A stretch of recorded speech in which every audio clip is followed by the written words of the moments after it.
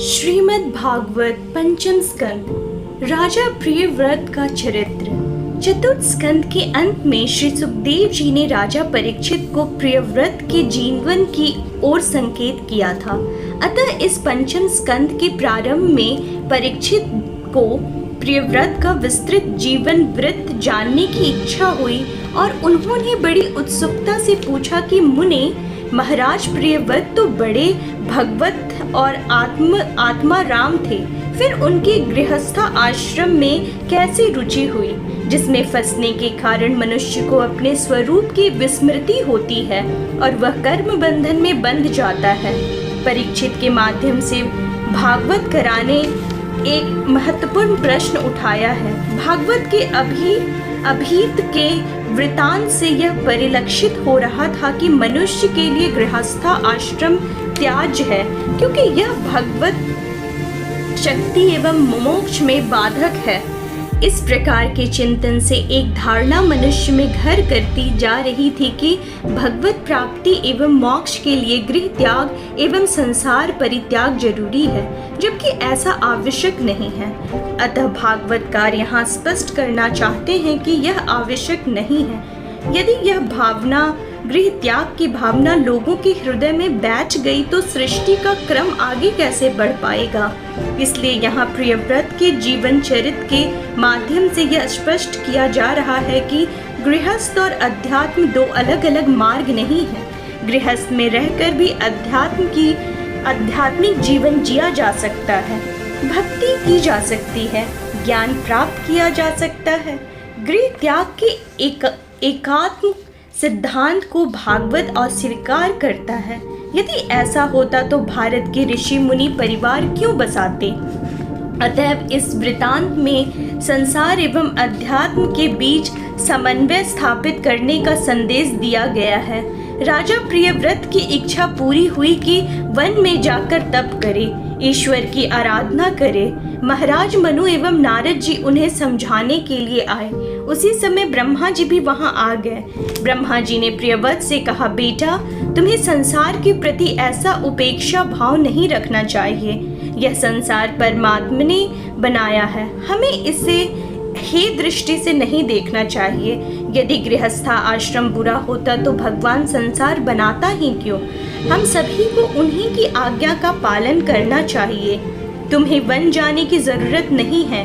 जितेंद्रिय रहकर मनुष्य घर में ही आराधना और भक्ति कर सकता है। परिवार में रहकर पवित्र एवं सदाचार पूर्ण जीवन जियो। भोगों को भोगना बुरा नहीं है, उनमें अनुरक्त होना बुरा है। पति पत्नी घबराकर परिवार की सेवा करो, पर उनमें आसक्ति मत रखो। सांसारिक कार्यों को करते हुए भगवत शक्ति करते रहो। भगवान प्रसन्न होकर तुम्हें अपने धाम बुला लेंगे। प्रहलाद ने घर में रहकर ही प्रतिकूल परिस्थितियों में भक्ति की। राजा भरत वन में रहकर भी हिरण की आसक्ति में फंस गए। तन से घर में रहो, मन से वन में रहो। यदि मन में घर बसा रहा हो तो वन में भी घर साथ रहेगा। ऐसे में भक्ति फलीभूत नहीं हो पाएगी। अतः प्रियव्रत, तुम विवाह करो और गृहस्था में रहकर ही भागवत भक्ति करो, तुम्हारा कल्याण होगा। मनुष्य को ना तो रागी बनना चाहिए और ना विरागी, उसे तो वीतरागी बनना चाहिए। शब्द विनाश के द्वारा भी किसी संत के मनुष्यों को जीवन जीने के सुंदर सूत्र दिए हैं। काम न छोड़ो, कामना छोड़ो, वासना छोड़ो, वासना छोड़ो। तात्पर्य यह है कि मनुष्य यदि कामनाओं एवं वासनाओं से मुक्त होकर संसार में रहे तो भी वह मुक्ति पा सकता है। ब्रह्मा जी ने प्रियव्रत से कहा, जितेंद्रिय अस्यात्म मरते बुधस्य गृहाश्रम किम नु करोत वद्यम। अर्थात जो बुद्धिमान पुरुष इंद्रियों को जीत कर अपनी आत्मा में ही रमण करता है, उसका गृहस्था आश्रम भी क्या बिगाड़ सकता है। ब्रह्मा जी के उपदेश को सुनकर प्रियव्रत ने उनके आदेश को जो आज्ञा कहकर शिरोधार्य किया। मनु जी ने ब्रह्मा जी की स्तुति की। ब्रह्मा जी निज लोक को चले गए। मनु जी अपने पुत्र प्रियव्रत को संपूर्ण भूमंडल का भार सौंपकर वन को तप हेतु चले गए। प्रियव्रत भगवान की इच्छा मानकर पृथ्वी का शासन करने लगे। उन्होंने प्रजापति विश्वकर्मा की पुत्री बृहस्पति से विवाह किया। उससे उनके 10 पुत्र हुए। अग्निध्र का आख्यान। प्रियव्रत के बाद उनके पुत्र अग्निध्र ने शासन संभाला। कथा आती है कि एक बार अग्निध्र सतपुत्र प्राप्ति के लिए पूजा की सामग्री लेकर सुर सुंदरियों के क्रीड़ा स्थल मंदराचल की एक घाटी में गए और तपस्यारत हो ब्रह्मा जी की आराधना करने लगे। ब्रह्मा जी ने उनकी अभिलाषा जान ली, अतः अपनी सभा की गायिकी पूर्वचित नाम की अप्सरा को उनके पास भेज दिया। वह अप्सरा अग्नि के ध्रुव के आश्रम के निकट स्थित रमणीय उपवन में विचरने लगी। अग्निध्र पूर्वचित के प्रेम पाश में बंध गए। उन्होंने उससे विवाह किया। अग्निध्र ने पूर्वचिति के गर्भ से नाभि किम पुरुष हरिवर्ष इलावृत रम्यक हिरणमय कुरु भद्रश्व तथा केतुमाल नाम वाले 9 पुत्र उत्पन्न किए, जिनमें सबसे बड़े थे नाभि। महाराज अग्निध्र दिन दिन भोगों को भोगते रहने पर भी उनसे अतृप्त ही रहे। वो अप्सरा में ही लीन रहे। अतः उन्होंने उसी लोक को प्राप्त किया जहाँ पितृगण अपनी सुकृतों के अनुसार तरह तरह के भोगों का उपभोग करते रहते हैं। कथा में वर्णित पूर्वचित चित्त में रहने वाले पूर्व जन्म की वासना है। पूर्वचित का अर्थ है पूर्व के संस्कार। अनेक जन्मों में भोगे गए भोगों की वासनाएं चित्त की भित्ति पर अंकित होती जाती है और वो अगले जन्म में फिर प्रकट हो इंद्रियों को भोगों की ओर प्रवृत्त करती है। अतः मनुष्य को अपने मन को समझाना होगा कि अरे मन, तूने कितने कितने जन्मों में कभी शूकर कुकुर के रूप में, कभी कीट पतंग के रूप में विषयों का सेवन किया। कंचन और कामिनी के आकर्षण में पागलों सा दौड़ता फिरा। काम कुंड में आखंड डूबा रहा, फिर भी तेरी तृप्ति नहीं हो पाई, तो अब क्या इस जन्म में तू तृप्त हो पाएगा? अरे तू तो अनंत जन्म और भोग ले तब भी अतृप्त ही रहेगा। ऐसा अद्भुत जाल है इन वासनाओं का। अतः इंद्रियों को समझाकर विषयासक्ति को छोड़ और वासनाओं एवं आसक्ति के इस ज्वार को परमात्मा के द्वार की ओर मोड़ दे तो तेरा कल्याण हो जाएगा। जब तक विषयों की इच्छा, वासनाओं के आकर्षण एवं संसार के भोग विलास से जीव मुक्त नहीं पाता, तब तक जीवन में चेतना नहीं लौटती, उसे आत्मस्मृति प्राप्त नहीं होती। श्री रामचरितमानस में गोस्वामी जी इसी तथ्य को बताते हुए कहा है, जानो तब ही जीव जग जागा, जब सब विषय विलास विरागा। अग्नि के ध्रुव जीवन वृत्त से हमें यह शिक्षा लेनी चाहिए कि भोग विलास में ही डूबे रहने से प्राणी जन्म मरण के चक्र से नहीं छूटता, बल्कि जन्मांतर में भी उसकी वासनाएं और अधिक प्रबल होती जाती है। अतएव हमें चाहिए कि धीरे धीरे विषयों के आकर्षण से मुक्त होते चलें और जीवन की सांध्य वेला में विषयों से विरक्त हो प्रभु भक्ति में अनुरक्त हो जाएं तथा भगवान के धाम की ओर यात्रा प्रारंभ कर दें, ताकि फिर से जन्म मरण के चक्कर में ना पड़ना पड़े। राजा नाभि की कथा। अग्निध्र के घर नाभि हुए। नाभि के कोई संतान नहीं थी, इसीलिए उन्होंने अपनी भार्या मेरु देवी के साथ पुत्र की कामना से भगवान यज्ञ पुरुष का यजन किया। प्रसन्न होकर भगवान प्रकट हुए।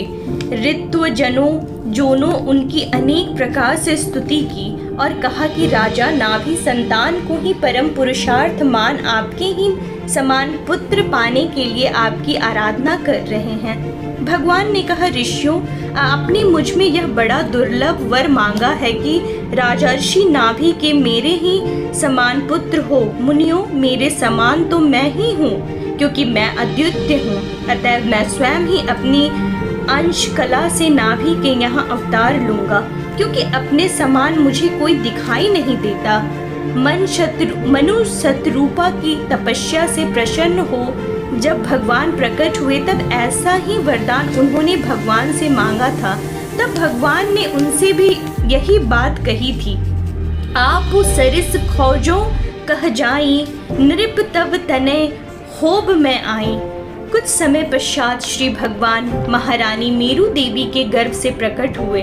उनके अंग जन्म से ही भगवान विष्णु के वज्र, अंकुश आदि चिन्हों से युक्त थे।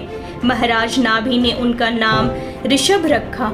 जब नाभि ने देखा कि मंत्रिमंडल, नागरिक और राष्ट्र की जनता ऋषभ देव से बहुत प्यार करने लगी है, तो उन्होंने ऋषभ देव को राज्याभिषिक्त कर दिया और आप अपनी पत्नी मेरू देवी के साथ बद्रिकाश्रम चले गए और तपस्यारत हो दोनों प्रभु में लीन हो गए।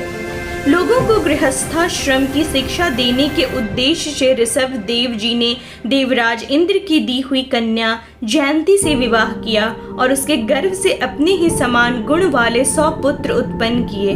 उसमें महायोगी भरत सबसे बड़े और सबसे अधिक गुणवान थे। उन्हीं के नाम से लोग इस अजना भखंडों को भारतवर्ष कहने लगे। ऋषभ देव जी का पुत्रों को उपदेश। ऋषभ देव जी ने अपने सभी पुत्रों को बुलाकर उपदेश दिया, जीवन व्यवहार के सुंदर सूत्र बतलाए। फिर हर पिता को अपने संतान को जीवन की व्यावहारिक शिक्षा अवश्य देनी चाहिए। आज के माता पिता तो प्राय पढ़ा लिखा कर नौकरी दिला देना, विवाह कर देना, मकान जायदाद दे देना यही पर्याप्त समझते हैं। जीवन की शिक्षा देना तो वो जरूरी ही नहीं समझते।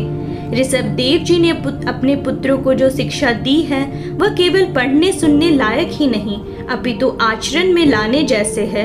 ऋषभ देव जी ने कहा, पुत्रों, संसार सागर से पार जाने के लिए जीवन में कुछ दिव्य गुण अपनाने चाहिए। सर्वप्रथम गुण है धैर्य। व्यक्ति में धैर्य होना बहुत जरूरी है। धैर्य के बिना जीवन नौका को कुशलता से पार नहीं ले जाया जा सकेगा। थोड़े से ही सांसारिक झंझावतों से नौका डगमगाने लगती है। उस समय यदि व्यक्ति धीरज से काम नहीं लेगा तो जीवन नौका के डूबने का भय रहता है। दूसरा महत्वपूर्ण गुण है उद्यम। परिवार में हर व्यक्ति को कर्म में लगे रहना चाहिए, उसे उद्यमशील होना चाहिए। कोई भी व्यक्ति निठल्ला नहीं बैठे। उद्यमशीलता ही मनुष्य के जीवन को विकास पथ पर ले जाती है। तीसरा गुण है मनुष्य के जीवन में भक्ति होनी चाहिए। भक्ति व्यक्ति को शक्ति प्रदान करती है और परमात्मा के निकट ले जाती है। चौथी आवश्यकता है जीवन में सत्संग होना चाहिए। सत्संग से मनुष्य में विवेक जागृत होता है और निज स्वरूप की स्मृति लौटती है। पांचवी बात है तृष्णा के त्याग की। मनुष्यों को तृष्णा का परित्याग करना चाहिए। छठी बात है द्वंद्वों से निपटने का साहस होना चाहिए। मनुष्य के जीवन में अनेक ऐसे अवसर आते हैं जब वह द्वंद्वों के मकड़ जाल में ऐसा फंस जाता है कि किंग कर्तव्य विमूढ़ होकर परिस्थितियों के सामने घुटने टेक देता है। ऐसा नहीं होना चाहिए। मनुष्यों को पूरी हिम्मत से द्वंद्वों से जूझना चाहिए और एक सुनिश्चित निर्णय लेकर जीवन पथ पर आगे बढ़ना चाहिए। अंतिम और सातवीं बात है निष्काम मन से कर्म करना। संपूर्ण कर्मों को प्रभु को समर्पित करते हुए काम करना। ये 7 सूत्र जीवन के व्यवहार की सप्तपदी है। इनको आचरण में उतारने से जीवन सात्विक, आध्यात्मिक एवं दिव्य बनता है। परिवार के हर सदस्य में गुण आने चाहिए। इससे परिवार, समाज एवं राष्ट्र में सुख शांति आएगी। आगे ऋषभ भेद एक और व्यवहारिक सूत्र देते हुए कहते हैं, गुरु नर सा स्यात् स्वजनो नासो स्यात्, पिता नासो स्यात्, जननी नासो स्यात्, देवम ना तस्याण पतिशच सौष्या नन मोचयेदम समुपेत मृत्युम। अर्थात जो अपने प्रिय संबंधी को भगवत शक्ति का उपदेश देकर मृत्यु की फांसी से नहीं छुड़ाता वह गुरु गुरु नहीं है, स्वजन स्वजन नहीं है, माता पिता नहीं है, माता माता नहीं है, इष्ट देव नहीं है और पति पति नहीं है। जन्म मरण के चक्कर में पड़ा मनुष्य ये संसार में आकर नाना प्रकार के कष्ट झेलता है। संस्कृति से छुटकारा पाकर जीव पुनः प्रभु के पास पहुंचकर वह दिव्य धाम प्राप्त कर सकता है, जहां से फिर इस संसार में लौटना नहीं होता, और यही मोक्ष है। अतः व्यक्ति का सच्चा संबंधी, सच्चा सुहृद वही है जो व्यक्ति को मृत्यु पाश से सदैव के लिए छुड़ा दे। जो संबंधी व्यक्ति को संसार के माया जाल एवं मोह पाश में ही फंसाता है, वह सच्चा संबंधी कैसे कहा जा सकता है। आज परिवार में जीवन मोक्ष की तो कोई चर्चा ही नहीं करता, केवल सांसारिक चर्चाएं ही होती है और सभी उसमें अनुरक्त, मस्त एवं व्यस्त रहते हैं। अपने असली घर परमात्मा के घर की तो कभी याद ही नहीं करते। कोई व्यक्ति कारवां में बंद है तो उसके सगे संबंधी विविध मिष्ठान उसके खाने हेतु भेज रहे हैं, अन्य सुख सुविधाएं भी उसे उपलब्ध करवा रहे हैं, पर वो संबंधी उसे मुक्त कराने के लिए कोई प्रयास नहीं कर रहे हैं, तो क्या वो संबंधी व्यक्ति के सही संबंधी हितैषी कहे जाएंगे? कदापि नहीं। ठीक यही स्थिति जगत के संबंधियों की है। आगे ऋषभ देव जी कहते हैं, पुत्रों, तुम संपूर्ण चराचर भूतों को मेरे ही शरीर समझकर शुद्ध बुद्धि से पद पद पर उनकी सेवा करो, यही मेरी सच्ची पूजा है। सर्वाणि मिदुन्यत्या भवदी सचराणि भूतानि सुता ध्रुवाणि संभवितव्यानि पदे पदे वो विविवक्त दृग्भस्त दुहारणम मेव। कितना सुंदर उपदेश है श्रीमद् भागवत महापुराण का। भागवत केवल वैष्णव के लिए ही नहीं है, यह महान ग्रंथ तो दुनिया की सारी मनुष्य जाति के कल्याण के लिए है, किसी धर्म विशेष के अनुयायियों के लिए नहीं। यह तो एक सार्वभौम ग्रंथ है। यह दिव्य संदेश दुनिया के कोने कोने तक पहुंचाया जाना चाहिए। भगवान ऋषभ देव कहते हैं कि संपूर्ण संसार मेरा ही स्वरूप है, पूरे चराचर जगत में मैं ही व्याप्त हूँ, मेरे अलावा संसार में कुछ है ही नहीं। गीता में भी भगवान श्री कृष्ण ने यही बात कही है, मतः परतरम नान्यत कचिति धनंजय। हे अर्जुन, इस संसार में मेरे सिवा किंचित मात्र भी दूसरी वस्तु नहीं है, अतएव तुम संसार के हर प्राणी मेरी ही स्वरूप समझकर उनकी सेवा करो, यही मेरी सबसे बड़ी पूजा है, यही मेरी आराधना है। यदि हर व्यक्ति सभी प्राणियों में उसी परम का दर्शन करने लगे तो फिर पराया कौन रहेगा। इस भावना के आते ही सारा विश्व भगवान का ही स्वरूप दिखेगा और तब किसी भी प्राणी का किसी से कोई द्वेष भाव, कोई विरोध नहीं रहेगा, क्योंकि तब व्यक्ति की सोच इस प्रकार की हो जाएगी, निज प्रभु मैं देख ही जगत के ही सन कर ही विरोध। समय बीतने पर ऋषभ देव जी ने भरत को राज्य सौंप दिया और स्वयं विरक्त हो गए। केवल शरीर मात्र का परिग्रह रखा और सब कुछ घर घर पर रहते ही छोड़ दिया।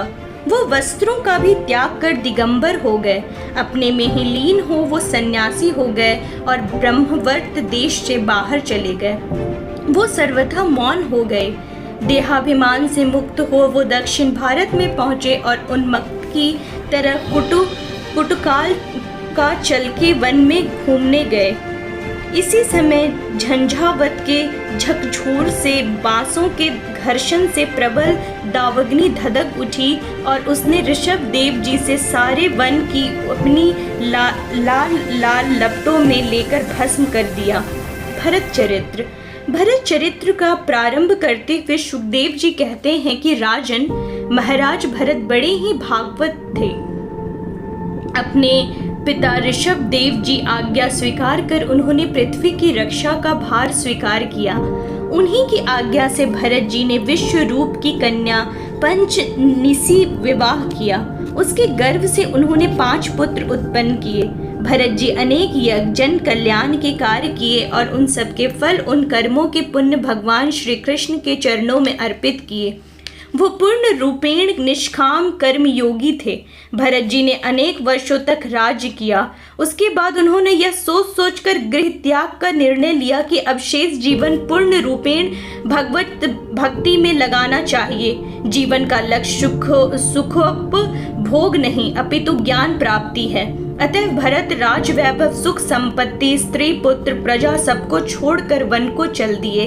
वो हरिहर क्षेत्र में पहुंचकर गंड की नदी के किनारे तप करने लगे। वो जल में खड़े होकर तपस्या किया करते थे। एक दिन वो स्नान, तप, आराधना आदि करके नदी के तीर पर बैठे थे।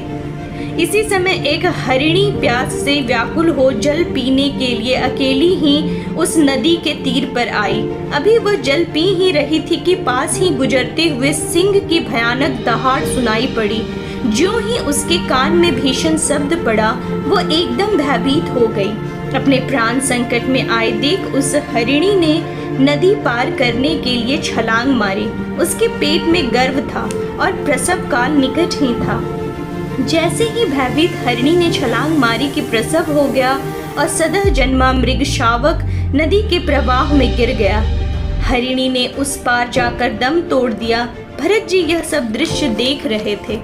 राज ऋषि भरत को उस मृग शाव की दशा पर दया आ गई और वो आदमी के समान उस मातृहीन बच्चे को आश्रम में ले आए।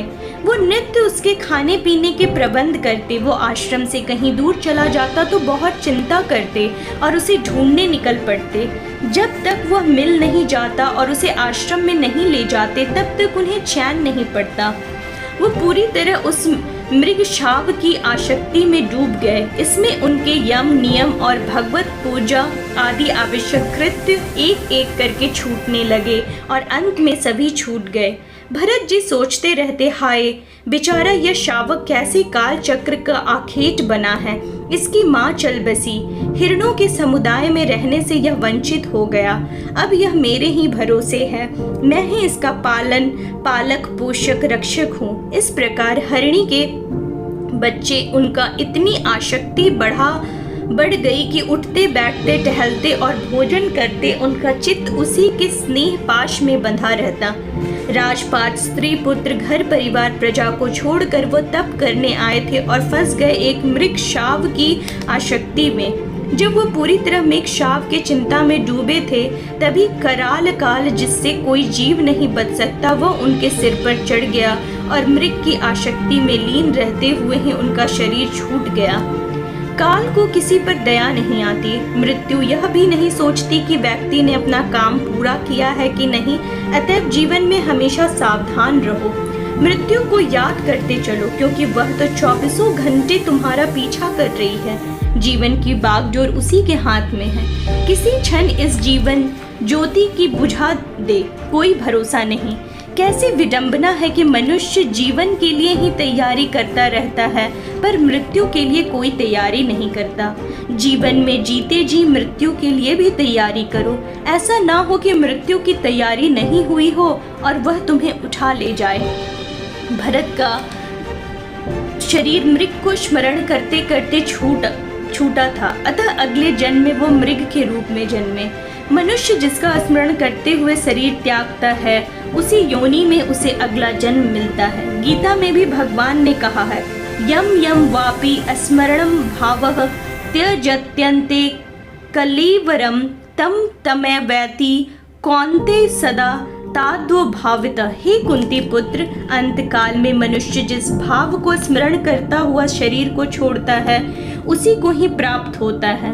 अतएव मनुष्यों को 24 घंटे परमात्मा का ही स्मरण करते रहना चाहिए। तन से काम करो पर मन से परमात्मा का नाम लेते चलो। भगवान ने गीता में कहा भी था, मामानुषम अश्मर युद्ध च, मुझे स्मरण करते हुए युद्ध करो। भरत जी मृग की सेवा करते हुए यदि परमात्मा का स्मरण करते रहते तो वो परम धाम ही जाते, पर उन्होंने ऐसा नहीं किया। भागवत की कथाएं मनुष्य को दिव्य जीवन संदेश प्रदान करती है। जड़ भरत का आख्यान। भरत जी मृग योनि में जन्मे पर पूर्व जन्म की तपस्या के कारण उस पूर्व जन्म की स्मृति उन्हें बनी रही। अपने मृग रूप का कारण जानकर वो पश्चाताप करने लगे कि मैंने कितनी बड़ी भूल की कि भगवान वासुदेव की श्री चरणों से मन हटाकर मृग में लगा दिया और इसलिए मैं मोक्ष के परम लक्ष्य से च्युत हो गया। अब उन्हें आसक्ति से बड़ा भय लगने लगा। वो अपनी माता एवं जन्मभूमि कालंजर पर्वत को छोड़कर मुनियों के प्रिय उसी शालग्राम तीर्थ में चले आए जो भगवान का क्षेत्र है। वो पुलस्त और पुलह ऋषि के आश्रम आ गए। वहाँ रहकर काल की प्रतीक्षा करने लगे। अंत में गंडकी के जल में उन्होंने शरीर छोड़ दिया। भूल कर भी किसी पशु पक्षी का अनादर मत करो। हो सकता है कोई संत महात्मा प्रारब्धवश पशु पक्षी बनकर आए हों। वृक्षों एवं पत्थरों को भी अनादर मत करो, उनमें अहल्या, नृग, नलकुबोर हो सकते हैं। भरत जी का अगला जन्म ब्राह्मण कुल में हुआ। इस जन्म में भी भगवान की कृपा से अपनी पुनर्जन्म परंपरा का स्मरण रहने के कारण वो इस आशंका से ही कि कहीं फिर कोई विघ्न उपस्थित ना हो जाए, अपने स्वजनों के संग से बहुत डरते थे। भगवान के युगल चरणों के संग से बहुत डरते थे। भगवान के युगल चरणों को मन में धारण किए वो दूसरों की दृष्टि में अपने को पागल, मूर्ख, अंधे और बहरे का समान दिखते। माता पिता के ना रहने पर जड़ भरत के भाई उन्हें ठीक से खाने को भी नहीं देते थे। उन्हें धान्य का कूड़ा, सड़े हुए उड़द आदि खाने को देते तो उन वस्तुओं को भी वो अमृत तुल्य मानकर खा लेते थे। वो किसी प्रकार की आसक्ति में नहीं फंसना चाहते थे। अतः जब उनके भाई खेत पर मेड़ बनाने को कहते तो वो गड्ढा खोद दिया करते थे। एक दिन भाई ने खेत पर रखवाली के लिए भेजा, कहा चिड़िया दाना ना खा जाए, देखते रहना। तो जड़ भरत चिड़ियों को दाना चुगते देख भगाते नहीं, अपितु आनंदित होते और गाते, राम की चिड़िया राम का खेत, खाओ चिड़ियों भर भर पेट। वो हमेशा परमात्मा में लीन रहते और जगत के सामने ऐसा नाटक करते जैसे वो पागल हों। एक दिन भरत जंगल में घूम रहे थे। एक भील राजा संतान प्राप्ति के लिए देवी के सामने किसी की बलि देना चाह रहा था। राजा के सेवक भरत को पकड़ कर ले आए। उन्होंने नहलाया, धुलाया, खिलाया, पिलाया, श्रृंगार किया और देव की सामने बलि देने के लिए खड़ा कर दिया। जैसे ही भील राजा को पुरोहित खड़ग जड़ भरत के सिर पर मारने को उद्यत हुआ, उसी समय देवी मूर्ति फाड़कर प्रकट हो गई और उन्होंने राजा सहित उसके सेवकों को मार डाला। जड़ भरत की भक्ति और समता भाव से देवी का हृदय द्रवित हो गया था और उन्होंने उनकी रक्षा की। ज्ञानी भक्त भगवान को बहुत प्रिय होते हैं, वो हर स्थिति में उनकी रक्षा करते हैं। किसी समय सिंधु सौवीर देश का स्वामी राजा रघुगण पालकी में बैठकर कपिल मुनि से आत्मज्ञान प्राप्त करने जा रहा था। पालकी उठाकर चलने वाले सेवकों में से एक कहीं भाग गया तो राजा ने कहा कि जो भी मिले पकड़ कर ले आओ। जड़ भरत एक पेड़ के नीचे बैठे हुए थे। खूब हृष्ट पुष्ट हट्टे कट्टे तो थे ही। सरदार ने देखा तो सोचा यह तगड़ा आदमी कहराह का अच्छा काम करेगा। वह उन्हें पकड़कर ले आया और पालकी उठाने में लगा दिया। जड़ भरत ने पालकी कभी उठाई तो थी नहीं। रास्ते में पैर के नीचे कोई जीव जंतु ना आ जाए, इसलिए वो जीव को देखकर कूद जाते। ऐसा करने से पालकी के ऊपर हिस्से से राजा का सिर टकरा जाता। राजा ने कहारों से कहा कि ठीक से चलो, मुझे तकलीफ हो रही है। तो पहले के तीनों कहारों ने कहा तुम तो ठीक चल रहे हैं, जो चौथा कहार आया है वह ठीक से नहीं चल रहा, वह कुछ पागल सा ही है। राजा ने जड़ भरत पर व्यंग करते हुआ कहा, अरे तुम तो बहुत दुबले पतले हो और बुढ़ापे ने तुम्हें दबा रखा है, आदि आदि। ऐसी ताना मारने पर भी जड़ भरत पहले की भांति पालकी उठाए चलते रहे। उन्होंने इसका कुछ भी बुरा ना माना। जड़ भरत ने राजा के कहने पर ध्यान नहीं दिया। जड़ भरत अपने हिसाब से ही चल रहे थे, अतः पालकी की अभी भी आड़ी तिरछी हो रही थी। यह देख राजा का गुस्सा और तेज हो गया और वो जड़ भरत का अपमान करने लगे। अरे यह क्या, तू तो जीता ही मर गया है, मेरी आज्ञा का उल्लंघन कर रहा है, अभी तुझे दंड देता हूँ। और भी अनेक प्रकार से राजा ने जड़ भरत को तिरस्कृत किया। भरत जी ने सोचा कि मैंने इस राजा को कंधे पर उठाया है तो इसका उद्धार भी मुझे करना चाहिए। इसी उद्देश्य को ध्यान में रखकर वो अभिमान रहित होकर मुस्कुराते हुए बोले, राजन, मोटापन और दुबलापन शरीर के धर्म है, आत्मा के नहीं। मैं शरीर से भिन्न हूँ, अतः जो कुछ तुमने मेरे शरीर को इंगित करते हुए कहा, इससे ना तो मेरा कोई अपमान हुआ है और ना ही कोई उपहास। और जो तुमने कहा है कि मैं जीता जी मरा सा हूँ, वो भी सच ही है। सारा जगत जीते जी मृत सा होता है, क्योंकि जन्म के तुरंत बाद से जीव की पूरी यात्रा मृत्यु की ओर ही हो रही होती है। जीवन मृत्यु की ही अमानत है। राजन, आत्मा निर्लिप्त है। सभी जीवों की आत्मा में वही परमात्मा विराजमान है। इसीलिए राजा और सेवक व्यवहारिक दृष्टि से भिन्न हो सकते हैं, पर तात्विक दृष्टि से वो एक हैं। शरीर को प्रताड़ित करने से आत्मा प्रताड़ित नहीं होती। राजा तत्व ज्ञान का जिज्ञासु तो था ही, जड़ भरत की तात्विक बातों ने उसके हृदय को झंकृत कर दिया और एक दिव्य प्रकाश उसके मन मस्तिष्क में उतर गया। उसने सोचा यह कोई अलौकिक ब्रह्म ज्ञानी है। राजा तुरंत पालकी से उतर पड़ा और जड़ भरत के चरणों में गिरकर माफी मांगते हुए कहने लगा, देव आप कौन हैं? कहीं आप दत्तात्रेय आदि अवधूतों से कोई हैं और या साक्षात भगवान कपिल हैं? इतने बड़े ब्रह्म ज्ञान को छिपाकर मूर्खों की भांति विचरने वाले आप कौन हैं? कृपा बताइए। आपके वचनों से मुझे उदित तृप्ति मिल रही है। आपने जो कहा कि चोट तो शरीर को ही लगती है, आत्मा अप्रभावित रहती है, तो यह कैसे होगा? समझाइए। चूल्हे पर रखी हुई बटलोई जब अग्नि से तपने लगते हैं तब उसका जल भी खौलने लगता है और उसमें रखे चावल भी पकने लगते हैं। इसी प्रकार शरीर पर लगने वाली चोट आत्मा को भी भासती होगी। राजा के निवेदन पर जड़ भरत उन्हें आत्मज्ञान का उपदेश दिया। राजन, यह संसार तो केवल मन की कल्पना है। बंधन और मोक्ष का कारण यह मन ही है। रहुगन, तू तो केवल कश्यप देश का राजा है। मैं तो भरतखंड का राजा था। मृग शावकों में मन रम गया, इसलिए ये दुर्दशा हुई। विषय शक्त मन जीवों को संसार में फंसाकर जन्म मृत्यु के चक्कर में डालता है और वही मन विषय रहित होने पर जीवन को शांति में मोक्ष प्रदान करता है। महर्षि अष्टावक्र जनक से यही तो कहा था, मुक्ति मिच्छसि चेतात विषयान विश्वत त्यज। जनक, यदि तुम मुक्ति चाहते हो तो विषयों को विषय की तरह त्याग दो। अतः राजन, यह मन ही तुम्हारा बड़ा बलवान शत्रु है। इसी मन ने तुम्हारे आत्म स्वरूप को आच्छादित कर दिया है। इसीलिए तुम गुरु एवं श्री हरि की उपासना के अस्त्र से इसे मार डालो। जन्म जन्म के कलुषों की मोटी परत इस मन पर जम गई है। परमात्मा की भक्ति आराधना से इसे मांजो, शुद्ध करो, तभी तुम्हें तुम्हारे आत्म स्वरूप का साक्षात्कार हो सकेगा। आगे जड़ भरत ने संसार अरण्य का सुंदर रूपक प्रस्तुत करते हुए जीव के भटकने का सुंदर चित्रण किया है और मनुष्य को सावधान किया है कि इसमें अटकना भटकना नहीं। इस प्रकार जड़ भरत ने रहुगण के शिक्षा दीक्षा दी।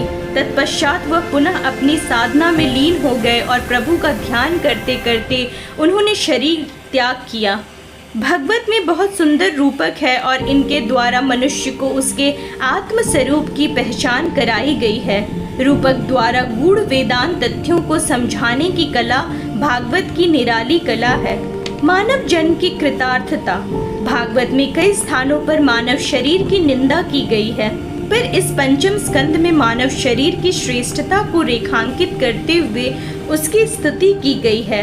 भागवतकार कहते हैं, एत देव ही देवा गायन्ति अहो अमीशाम किम कारी शोभनम प्रसन्न एशाम स्विदुत स्वयं हरि यर जन्म लंबत नृषु भारता जिरे मुकुंद सेवप्यम सिप्रिहीना। देवता भी भारतवर्ष में उत्पन्न हुए ऋषियों की इस प्रकार महिमा गाते हैं। आहा, जिन जीवों ने भारतवर्ष में भगवान की सेवा के योग्य मनुष्य जन्म प्राप्त किए हैं, उन्होंने ऐसा क्या पुण्य किया है, अथवा इन पर स्वयं श्री हरि ही प्रसन्न हो पाए हैं। इस परम सौभाग्य के लिए तो स्वयं हम भी तरसते रहते हैं। देवता भी मनुष्य के रूप में भारतवर्ष में जन्म लेता रहता है। यह देश ऋषि मुनियों की पुण्य तपो भूमि रहा है। यहाँ ज्ञान एवं भक्ति की गंगा यमुना निरंतर प्रभावित होती रहती है। पुण्य भारत भूमि पर तप साधना करके व्यक्ति मोक्ष प्राप्त कर सकता है। यह दुर्लभ अवसर केवल मानव योनियों में ही उपलब्ध है। देवताओं को भी मोक्ष प्राप्त करने के लिए मनुष्य योनि में आना होगा। स्वर्ग में उन्हें सब सुख है, पर मोक्ष का द्वार केवल मानव शरीर ही है। इसलिए देवता मानव शरीर पाकर भारत में जन्म लेने को लालायित रहते हैं। बहुत बड़ी महिमा है इस मानव देह की, पर इसके लाभ विरले ज्ञानी तपस्वी ही ले पाते हैं। गोस्वामी तुलसीदास जी ने भी श्री रामचरितमानस में मानव देह की महिमा गाई है। बड़े भाग मानुष तनु पावा, सुर दुर्लभ सब ग्रंथन गावा। साधन धाम मोक्ष कर द्वारा, पाई न जेहि पर लोक सवारा। सो परत्र दुख पावई, सिर धुनि धुनि पछताई। काल ही कर्म ही ईश्वर ही, मिथ्या दोष लगाई। इसके बाद इस स्कंद में भौगोलिक वर्णन आता है। पृथ्वी के 7 खंडों का वर्णन किया गया है। 14 लोकों का वर्णन है। वो 14 लोक हैं अतल, वितल, सुतल, रसातल, तलातल, महातल, पाताल, भुवः, श्वः, मह, जनः, तपः, सत्यम। 7 लोक नीचे हैं और 7 ऊपर। इसके बाद पापों की सूची है और विभिन्न प्रकार के नरकों का वर्णन है। कौन सा पाप करने पर कौन से नरक में जाना पड़ेगा, यह सब बताया गया है। इस पंचम स्कंद में मानव देह की महत्ता बताई गई है और मोक्ष प्राप्ति के साधन बताए गए हैं। अंत में यह भी भागवतकार ने बताया है कि यदि मानव देह का दुरुपयोग कर पापों में लिप्त हुए तो विविध नरकों में कैसी कैसी पीड़ा, वेदना, ताप, संताप भोगने पड़ेंगे। पंचम स्कंद का मनन करने से जीवन में दिव्यता आती है।